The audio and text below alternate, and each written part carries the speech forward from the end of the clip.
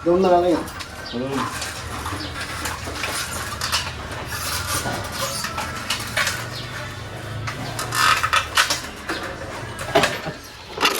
Kung si-service kayo ng aircon, kailangan nyo po ng ganito. Pangkat ng pipe ng tanso.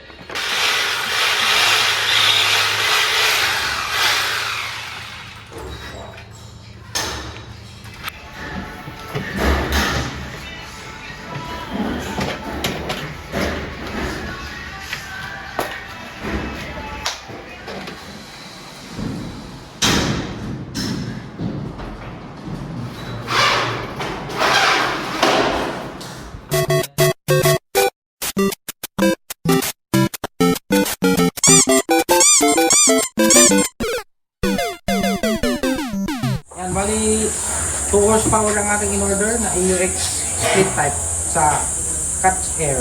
Catch Air na? Catch Air sa order nito. Ayan. Bali ito nagkakahalaga ng... Ayan, si GM nag-unboxing. Tak-tak, mas malaki din pala ito kaysa yung sa 1 horsepower, no?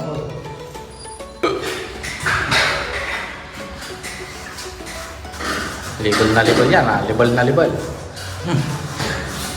Yan, shout out kay GM. GM ng Tacordaneta.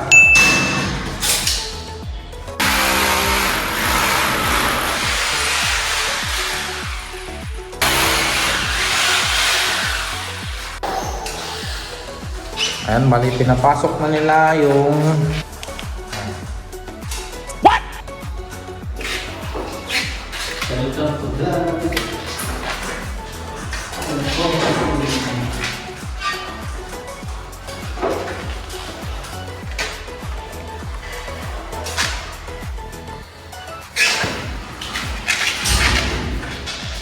Yeah, you want 4.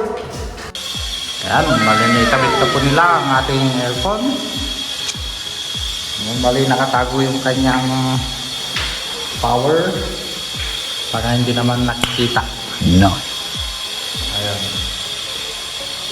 Ayan po.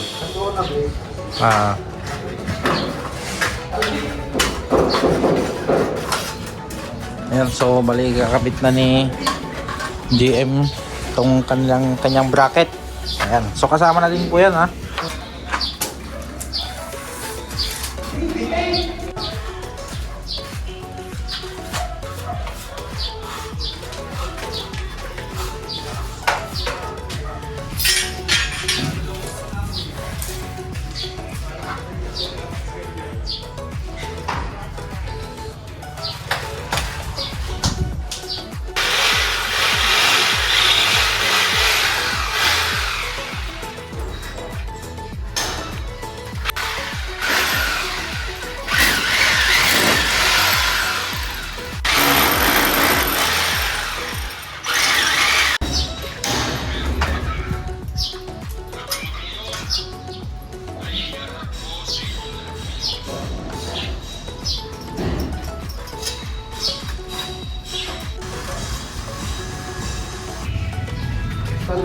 Standard.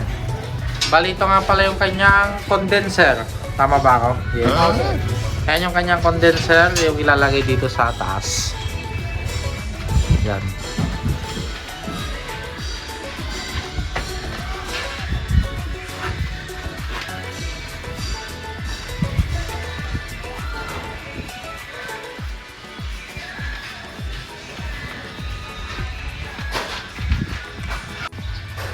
Yan, bali yan nga po pala is okay lang yan na nababasa. Wala namang problema dyan sa condenser pagka nauulanan o naarawan.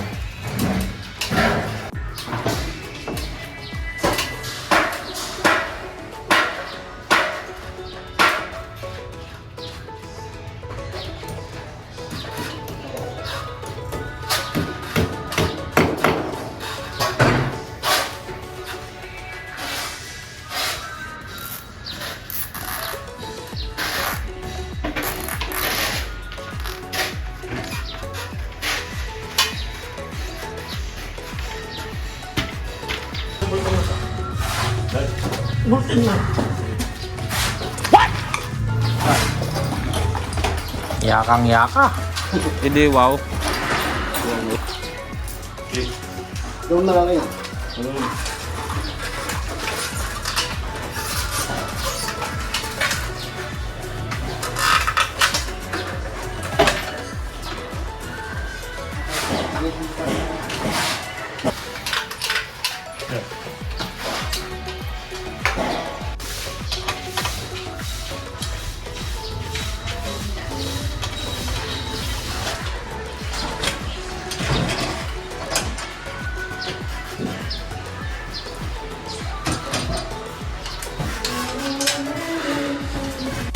Ayan, bali install na ni GM yung pang compressor at saka pang preon, yung tubo niya na tanso. Ayan, yan na po yun, no?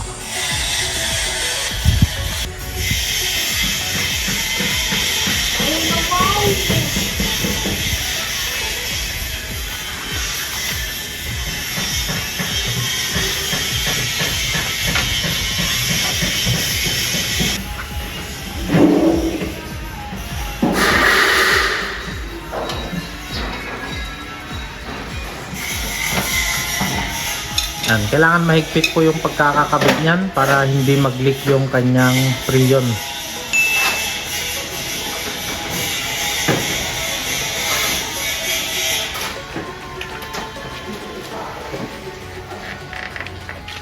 Yan, dati po sa kwarto namin is ang nakalagay 1 horsepower na LG. Pero ngayon, pinapalit na lang po namin ng 2 horsepower dahil kulang na po. Maluwang na po yung ating kwarto. Bali yung 1 horsepower pupunta na doon sa unang kwarto. Pupunta na sa yung unang kwarto yung 1 horsepower natin.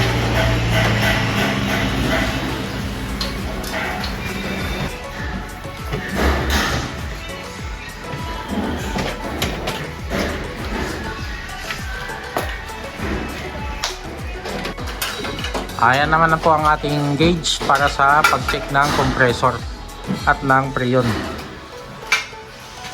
At yan ang Vacuum. ha? Vacuum. Vacuum. Para malis yung hangin sa loob. Diba, boy? Yan ang vacuum para maalis yung hangin sa loob ng compressor. Maging ampaw. Para hindi maging Ampaw. para hindi daw maging ampaw yung ating compressor. Ayan. Kailangan Okay, importante sa installation ko. hindi lang puro kabit-kabit. Vacuum din. Yung flashing net container. So, pag nagpapakabit po kayo ng aircon, make sure po na binabacuum po nila yung inyong compressor. Make sure po na binabacuum nila yung compressor ninyo para hindi maging ampaw ang inyong aircon.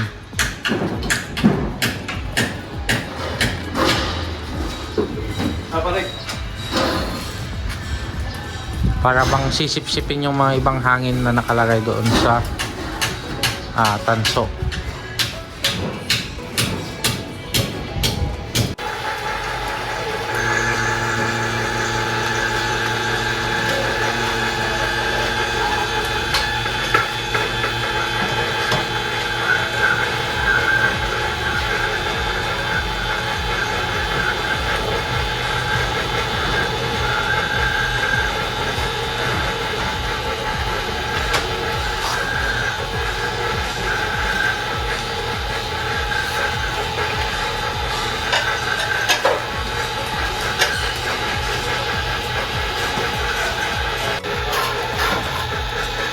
Yan, balik kinakabit na natin pala yung wiring.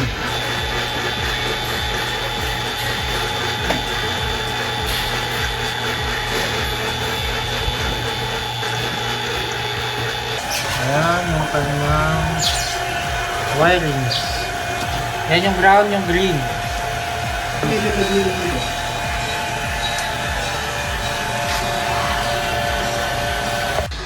Bali, pinapahida ni Jane ngayon ng Joy para ma-check daw kung may leak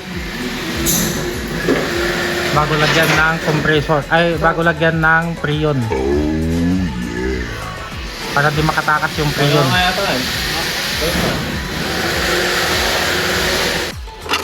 Kung si-service kayo ng aircon, kailangan nyo po ng ganito, pangkat ng pipe ng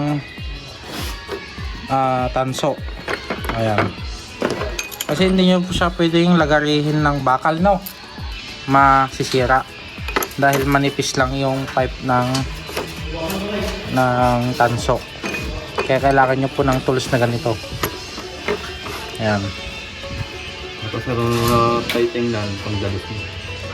Ito pang na-tighting na daw. Ayan, pang linis.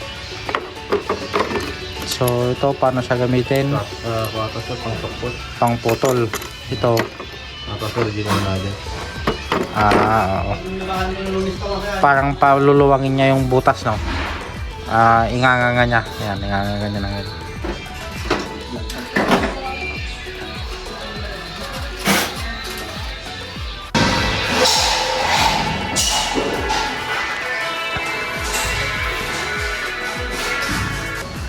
Parang hindi ka naman makamit.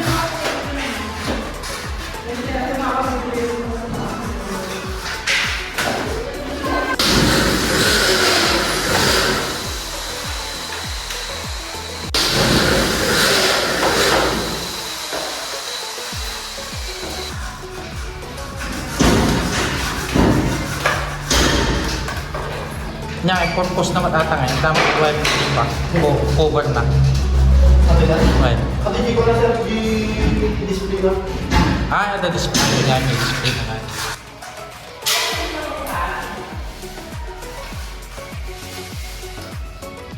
Ayan, bali susubukan natin i-switch yung breaker ng ating aircon para masubukan na din nila.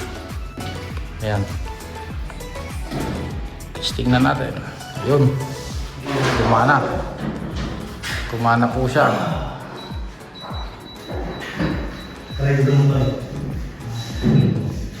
Yan. Bali 2 horsepower po tayo. AUX brand.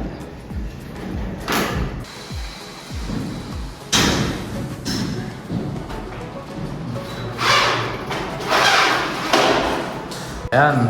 Bali, sinubukan na natin ang 2 horsepower na split type by Catch Air.